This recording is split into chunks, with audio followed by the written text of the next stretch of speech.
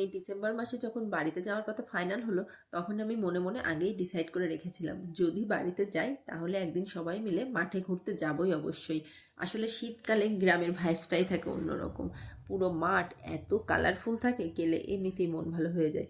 তো বাড়িতে যাওয়ার পরে যখন সবাইকে বললাম যে কে কে আমার সাথে মাঠে যেতে রাজি, সবাই কিন্তু এক বাক্যে হ্যাঁ বলে দিল। এই যে দেখছেন, হলুদ শাড়ি পরা কাকি, পাশে আছে আমার পিসি, তারপরে বৌদি, আমার বড়দি, সবাই মিলে আমরা ছানাপোনাদের নিয়ে রেডি হয়ে বিকালে চলে গিয়েছিলাম মাঠে ঘুরতে।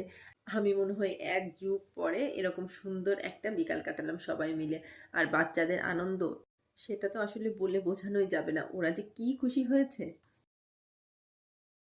এই ডিসেম্বর মাসে যখন বাড়িতে যাওয়ার কথা ফাইনাল হলো, তখন আমি মনে মনে আগেই ডিসাইড করে রেখেছিলাম, যদি বাড়িতে যাই তাহলে একদিন সবাই মিলে মাঠে ঘুরতে যাবই অবশ্যই। আসলে শীতকালে গ্রামের ভাইবসটাই থাকে অন্যরকম। পুরো মাঠ এত কালারফুল থাকে, গেলে এমনিতেই মন ভালো হয়ে যায়। তো বাড়িতে যাওয়ার পরে যখন সবাইকে বললাম যে কে কে আমার সাথে মাঠে যেতে রাজি, সবাই কিন্তু এক বাক্যে হ্যাঁ বলে দিল। এই যে দেখছেন, হলুদ শাড়ি পরা কাকি, পাশে আছে আমার পিসি, তারপরে বৌদি, আমার বড়দি, সবাই মিলে আমরা ছানাপোনাদের নিয়ে রেডি হয়ে বিকালে চলে গিয়েছিলাম মাঠে ঘুরতে। আমি মনে হয় এক যুগ পরে এরকম সুন্দর একটা বিকাল কাটালাম সবাই মিলে।